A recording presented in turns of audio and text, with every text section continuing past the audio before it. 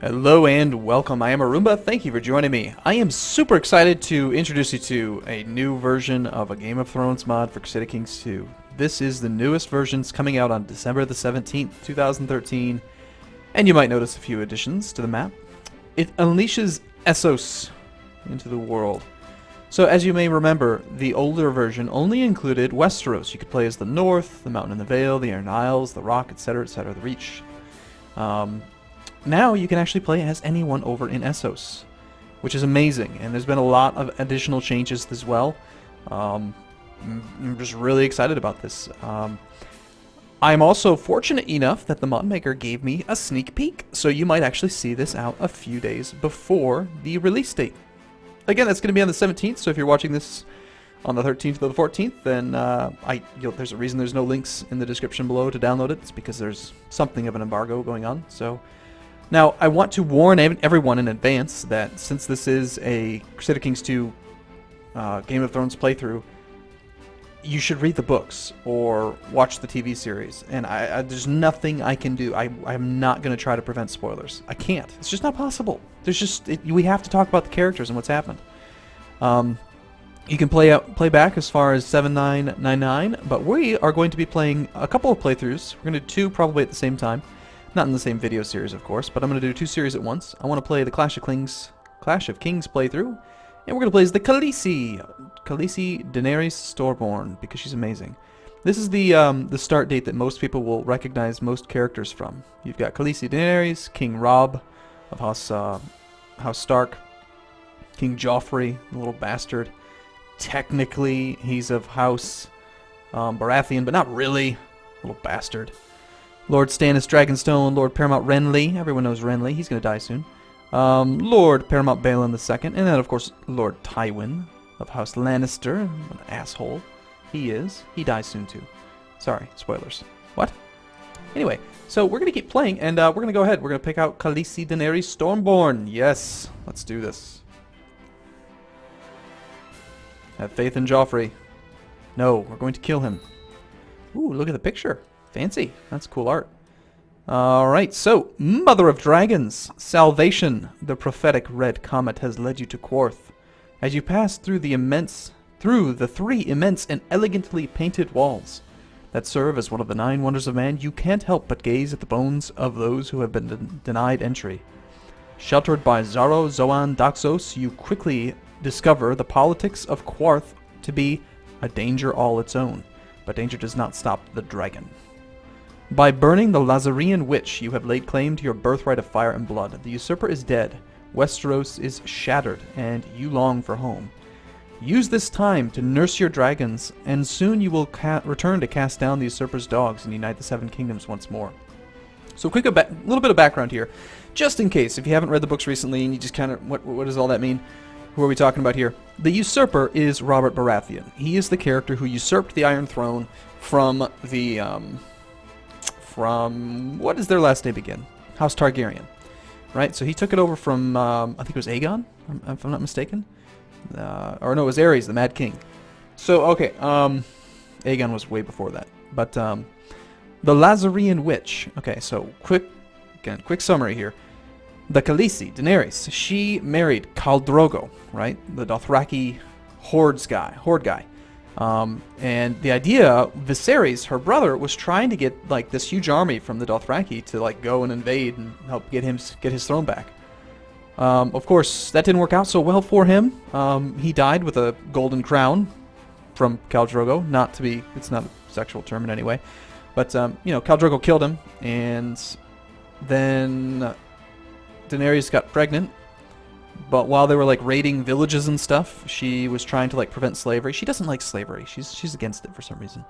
We'll probably play into that, but Khal Drogo gets injured while he's like doing a show of power to his vassals, basically, and it gets infected. And this random woman is supposed to like cure him, and she's a bitch, is what she is. And so she actually curses him and does all kinds of nasty stuff. He basically goes like into a coma type thing, and at the same time it also kills her unborn child, Daenerys' unborn child. So What ends up happening is that Khaleesi burns the witch at the stake and walks into the fire herself with her dragon eggs, and they hatch.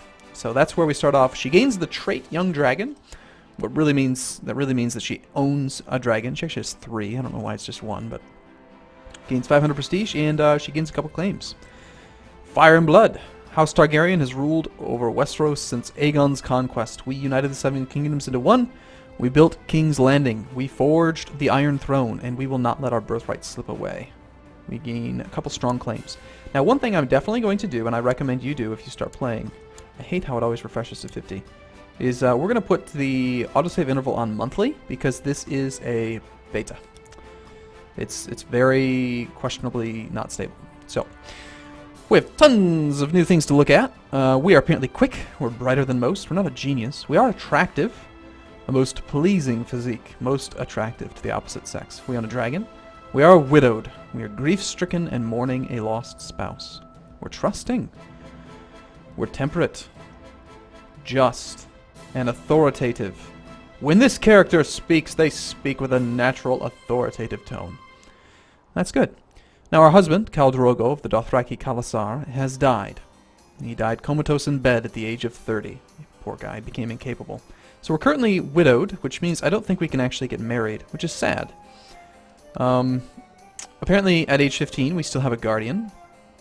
It's Jorah Mormont, everyone knows him. He better not leave. I was playing earlier and he like immediately left and just went away. Personal interaction. What if I give you an honorary title? I'm gonna brand you Sir. Sir Jorah Mormont. That's what you should be. Don't you dare leave me. If you leave me, I'll kill you. All right, so let's go. Yeah, let's just go. God damn it! What just happened, Sir Jorah Mormont? He's no longer guardian. Why did you leave me, Jorah? Ah, he did it again. I don't really know why he did that. He's supposed to stick around. I am your queen. You will stay with me forever. So now we have no guardian. We need to find a new guardian. See, I don't like that. Who's going to be our guardian now? Jogo, Rakero, Doria, or Ago? These sound like my, what are they called? I wish I could remember all the technical terms. Ooh, an attractive, strong, 23-year-old, my master of laws. Sounds like someone we should sleep with. Believes in the Great Stallion. Our master of coin believes in R'hllor. Interesting. Yeah, I guess we're going to let this guy educate us because, whatever. We have open counselor positions, but not very many people. We have no healer, no septon, no master at arms. And we have all kinds of really interesting things to look at. Before we get started, though, let's just save the game just to make sure. Why would we save it as 12? Oh, bigger name than that. Okay. So, we have a castle, and we're actually playing as an unlanded character. We don't own any land, which is a really interesting feat. Oversee province. We can't do that anywhere, naturally. Improve defenses. Can't do that anywhere. Pacify province. Improve castle holding. Fabricate a claim. It is not possible to fabricate claims on the lands of the Night Watch. That's fine. Let's sow dissent in the Iron Throne. King's Landing. Sow dissent, Rakero, while you're educating me. Does that mean I'm going to go there too? Tutored by Rakero, the Dothraki, of the Dothraki, or just the Dothraki, in King's Landing. So because I sent him there, I'm there too. That seems pretty dangerous. That's funny. Can't collect taxes anywhere. Can't scheme, really. Our Master of Whispers has 0 intrigue. That's amazing. You're not very good at this, are you? Can you still do things? Sabotage economy. He doesn't actually have any effect. He just has a 32% chance of getting caught. That is funny. Alright, that's fine. So we can't get married because we are widowed. We're grieving. I'm hoping the game doesn't crash because it did in the past, but we'll see. Now we have a few things. We can hold a local tourney, establish household guard. I don't know where these would actually give us troops at. That's kind of strange. We shouldn't do that. Probably crash the game. We're not going to ask the Iron Bank for a loan. We could buy a slave, but that really does not fit our character. We can look at the White Book, see who's currently doing that. We can see owners of Valyrian blades. Show me the dragons. Let's check out the dragons. My lady, Here lists all owners of dragons and dragon eggs in the known world. Known wielders of a fully tamed dragon are no one. No one. Pureborn, Daenerys Targaryen, that's me. So I'm the only one with a dragon. That's awesome. I like the way that's different from the last time I saw it. So yeah, you know, I'm really interested in playing as Daenerys. I don't know if it's a particularly early or fast start, but we'll see. The House of the Undying. In the City of Splendors, you find the House of the Undying to be the least splendid of all. You behold a gray and ancient ruin without towers or windows, its crumbling form coiled like a serpent through a grove of black-barked trees bearing inky blue leaves. Your companions echo your hesitation, urging you not to enter, but ahead lies the path to your destiny. Queen Daenerys must enter alone, says Payat Pri, stepping out from the shadow of the tree. Take my arm and let me lead you. I am no child. So this is where, like, she's in Quarth, right? Technically. I mean, it says we're in King's Landing, but we're, like, over in Quarth, and we're going into, like, the House of the Dead or whatever. And this is where Dracarys, I think his name is. No, that's how you say fire in dragon. We'll find the dragon's names in here again. But he burns the Quarth guy. Shade of the evening. You make your way through the darkened grove and are presented with a crystal glass filled with thick blue liquid. Shade of the evening. The wine of warlocks. You gulp down the potion, and as the warlock speaks, you are reminded of every taste you have ever known, and none of them. Within, you will see many things that disturb you. Visions of loveliness and visions of horror, wonders and terrors. Sights and sounds of days gone by and days to come and days that never were. If you value your soul, take care and do just as I tell you. Take the door to your right. Each time, the door to your right. If you should come upon a stairwell, climb, never go down, and never take any door but the first to your right. The door to my right. Interesting. You find yourself in a stone anteroom with 4 doors, one on each wall. A mold-eaten carpet, once colored with whorls of gold, lies at your feet. Within the walls you hear a faint scurrying and scrabbling of rats. You heed the warlock's advice and choose the rightmost door 3 times, each leading you to an identical room as the one before. It's clear you are in the presence of sorcery. Well, I can't actually remember off the top of my head if he was lying to us, so let's just do what he says. Choose the door to the right. The Red Room. You emerge into a long, dim, high-ceilinged hall. Along the right hand is a row of torches burning with a smoky orange light. But the only doors are to your left, and not all of them are closed. You tell yourself not to look, but the temptation is too strong. In one room you come upon a feast of corpses, savagely slaughtered. The feasters lay strewn across the overturned chairs and hacked trestle tables, asprawl in pools of congealing blood. In the throne above them sits a dead man with the head of a wolf and an iron crown. His eyes follow you with mute appeal as you continue on. Only a stairwell down marks the end of the passage, and still the only doors are to your left. The first door on the right is the last door on the left, so you do a turn. You find yourself in yet another stone anteroom with 4 doors, one on each of the twisty stone walls. The floor seems to move slowly under your feet, as if it were trying to trip you. You are gripped by a sudden sense of desperation, want nothing more than to be done with this house of horrors, but still 3 doors lie before you. Blue, no, yell! Ah! I don't want to go crazy. So I think, yeah, we're going to choose the door on the right. Mother. You emerge once more into a dim, high-ceilinged hall. Along the right hand is a row of torches burning with a smoky orange light. But the doors are to your left, and none of them are all closed. Again, you tell yourself not to look, but the temptation proves too strong. One room reveals 10,000 slaves lifting blood-stained hands before you as you race by on your silver. That's her horse name. Riding like the wind. Mother, they cry. Mother, mother. They reach for you, touching you, tugging at your cloak. The hem of your skirt. They want you, they need you, the fire, the life. You gasp and open your arms to give yourself to them.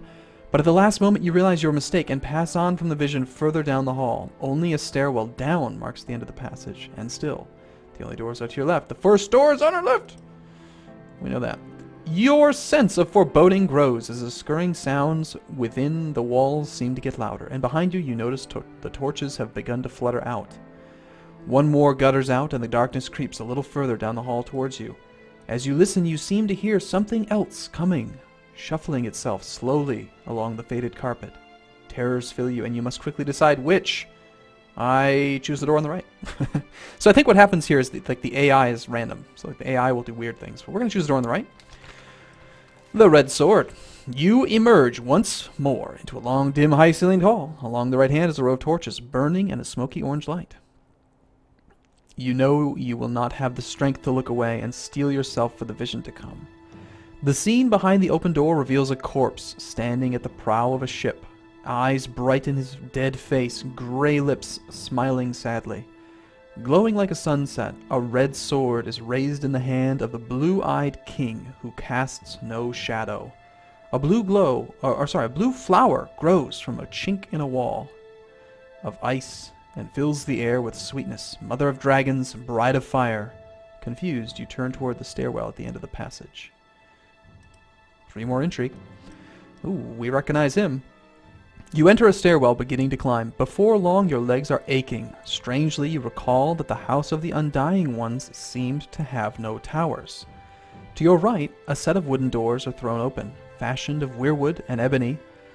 The black and white patterns swirl and intertwine into strange designs.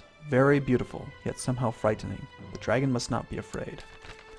The Blue Heart. You pass through a narrow door into a chamber awash with gloom. A long stone table fills the room. Above it floats a human heart, swollen and blue with corruption, yet still alive. Every beat is a deep, ponderous throb of a sound, each pulse sending out a wash of indigo light. The figures around the table are no more than blue shadows, and as you walk to the empty chair in front of them, they do not speak. They do not stir, speak, nor turn to face you. Mother of dragons, comes a voice. Part whisper, part moan.